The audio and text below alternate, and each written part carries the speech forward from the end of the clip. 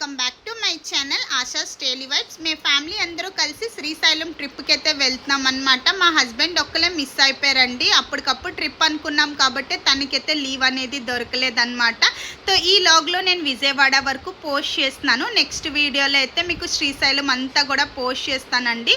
So ఎలా వెళ్ళాం ఏంటి అనేది ఈ లాగ్లో అయితే ఉంటుందన్నమాట. మా ఇంటి దగ్గర నుంచి రైల్వే స్టేషన్కి 1 అవర్ పడుతుందండి. 3:30కి అలా బయలుదేరాం. మేము 4:30కి అయితే రీచ్ అయ్యాం. మాకు 5 o'clock అలాగా డబల్ డక్కర్ ట్రైన్ అయితే ఉందన్నమాట. ఇంకా ట్రైన్ ఎక్కేసి అయితే మధ్యలో రాజమండ్రి కూడా వచ్చేసింది. ఇంకా విజయవాడకి రీచ్ అయినప్పటికీ మాకు 11 o'clock అలా పట్టిందండి. 11 o'clock అనమాట విజయవాడ రీచ్ అయ్యాం.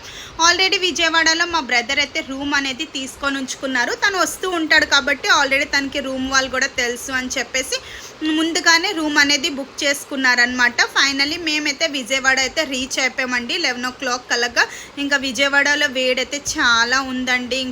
ఇంకా రూమ్లోకే వెళ్ళిపోయాం కాబట్టి మాకేం అంతగా అనిపించలేదు.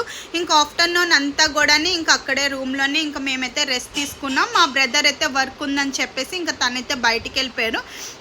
మేమైతే లంచ్ చేసేసి ఇంకా అలా రూమ్లోనే ఉన్నాం. ఈవినింగ్ 5 o'clock అలాగా ఇంకా ఫ్రెష్ అయిపోయి కనకదుర్గమ్మ టెంపుల్కి అయితే వెళ్దాము అని చెప్పేసి మళ్ళీ బయలుదేరామండి. ఓలా అయితే బుక్ చేసుకున్నాం అనమాట. ఇంకా మొత్తం కొండపైకి వెళ్ళడానికి అయితే అలౌ చేయరు అని చెప్పేసి ఇంకా కిందనే ఆపేశారు. మధ్యలో అంబేద్కర్ స్టాచ్యూ చూసారా ఎంత బాగుందండి. ఇది ఈవినింగ్ పూట అయితే ఇంకా చాలా బాగా కనిపిస్తుందండి. ఈవినింగ్ కూడా నేను మీకు చూపిస్తాను. ఇంక ఇక్కడి నుంచి అయితే మేము ఇంకా అలాగ బయలుదేరిపోయి మేము నది దగ్గరికి వెళ్ళినప్పటికీ 5:30 అలా అయిందనమాట. ఇంకా అక్కడైతే ఆరతి ఇస్తున్నారండి. ఆరతి అయితే చాలా బాగుంది. నేను ఇంకొక లాగ్లోని కృష్ణా నదిది నెక్స్ట్ గోదావరి నదిది కూడా ఆరతి అనేది మీకు పోస్ట్ చేస్తాను. ఇంకా ఫైనల్లీ మేమైతే ఇంకా అక్కడ నది దగ్గరికి అయితే వచ్చేసామండి. నది దగ్గరికి వచ్చిన వెంటనే ఇంకా అక్కడ ఆరతి అవుతే ఒక 2 minutes అలా ఆరతి అయితే చూసాం. ఇక్కడ దేవస్థానం బస్సులు అయితే ఉంటాయి కదా, అక్కడి వరకు అయితే మేము ఓలా అనేది బుక్ చేసి ఇంకా అక్కడ దిగిపోయామన్నమాట. ఇంక ఇక్కడి నుంచి దేవస్థానం బస్సు అయితే ఎక్కిపోయామండి. ఇంకా కొండపైకి వెళ్ళాలి అంటే దేవస్థానం బస్సులు అయితే కంపల్సరీ ఉండాలంట, లేకపోతే ఓన్ వెహికల్. ఇంకా మాకైతే ఓన్ వెహికల్ లేదు కాబట్టి దేవస్థానం బస్సులోగానైతే మేము ఇక్కడి నుంచి పైన కొండపైకి అయితే వెళ్ళిపోతున్నాం అనమాట. చూసారా, ఇంకా ఆరతి చూసుకొని ఇక్కడి నుంచి అయితే ఇంకా బయలుదేరిపోయాము కొండపైకి వెళ్ళడానికి.